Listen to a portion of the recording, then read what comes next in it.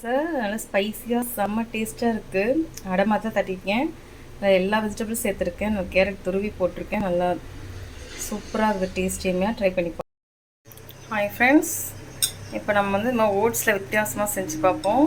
தேவை ஓட்ஸ் ஊற வச்சு நம்ம மிக்சியில் போட்டு குறைன்னு கொஞ்சம் அரைச்சிக்கலாம். அரைச்சிட்டு எல்லா வெஜிடபிள்ஸ் போட்டு நம்ம வந்து மிக்ஸ் பண்ணுவோம். இப்போ அது வந்து குறைன்னு அரைச்சி தேவையான வெஜிடபிள்ஸ் பச்சை மிளகா, வெங்காயம், கேரட் துருவி எல்லாமே மிக்ஸ் பண்ணி வச்சுருக்கேன். நம்ம அடை தட்ட பிறகு எப்படி வருதுன்னு பார்ப்போம். நீங்கள் குடமிளகா என்ன காய்கறியும் நம்ம இதில் மிக்ஸ் பண்ணி ட்ரை பண்ணலாம். இந்த ஓட்ஸ் இதை மாதிரி செஞ்சு சாப்பிட்டு பாருங்கள். சுகர் பேஷண்ட்டுக்கு வந்து நம்ம வந்து ஸ்வீட் சேர்க்க முடியாது. ஸோ அவங்க இந்த மாதிரி ட்ரை பண்ணி பாருங்கள்.